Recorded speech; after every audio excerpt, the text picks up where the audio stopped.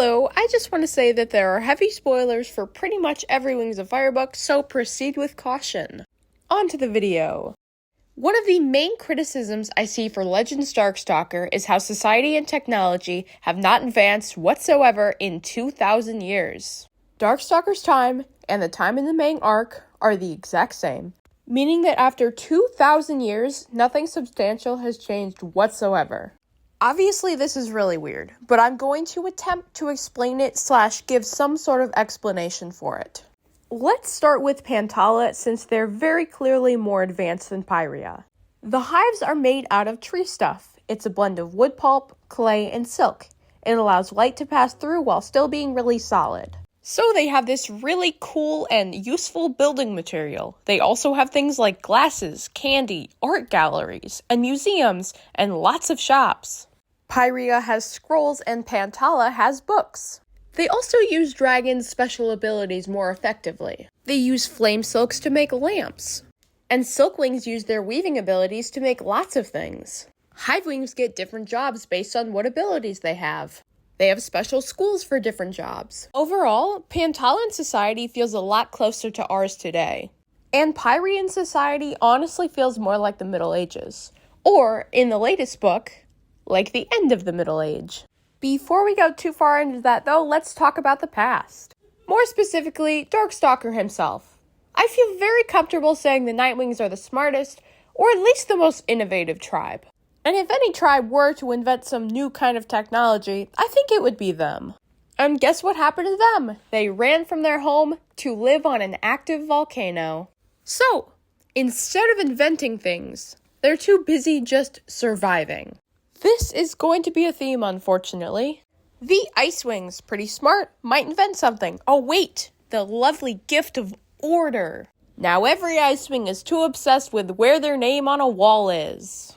I could honestly make an entire video about this. The Seawings, perhaps? Besides some Animus touch things and maybe Queen Coral scrolls, they haven't really done anything. The Summer Palace is obviously incredible, but it's also a result of Animus magic. And the Deep Palace doesn't count because that was around during Darkstalker's time.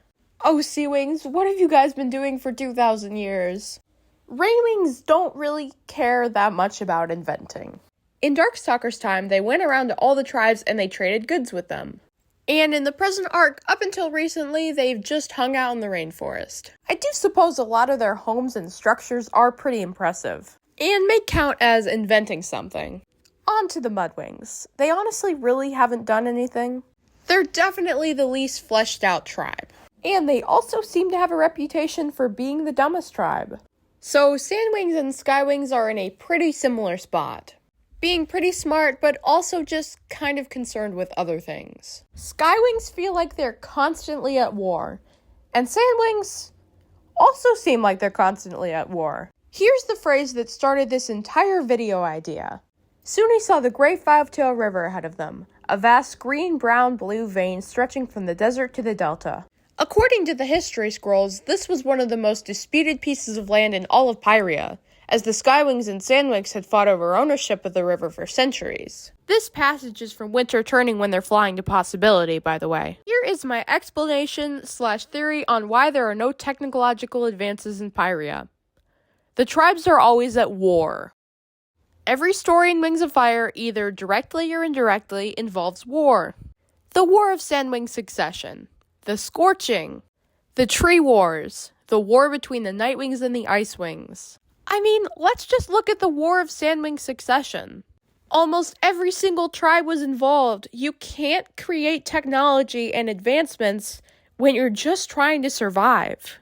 And there is such a long history of wars. The Sandwings and the Skywings. The Skywings and the Seawings, the Nightwings and the Icewings, just to name a few. I mentioned earlier that Pantala is a lot more advanced than Pyrrhia. And you know what happened in Pantala? The Tree Wars.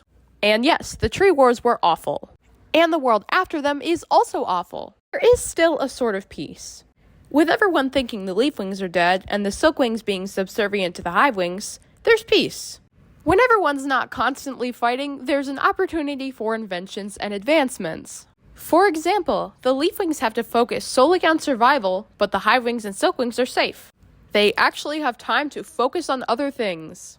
And that's why the Highwings and Silkwings have so much technology that the Leafwings and Pyrrhian tribes don't. But that's all in the past. What about the future of the tribes? After the ending of the Flames of Hope, the future looks a lot brighter. We get to see this in the Flames of Hope epilogue. The world finally changing for the better. All the tribes know about each other. There's no war, and there are lots of dragons actively working towards peace and cooperation for everyone. There's Jade Mountain. There's possibility. The Icewing ranking system is gone. The future looks bright. I really do believe that dragon society and technology will start to advance now. It's like an event similar to the Scorching. An event so huge it changes the course of history.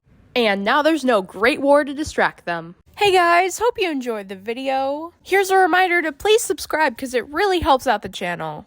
I make art and Wings of Fire analysis videos. And thank you guys so much for watching the video.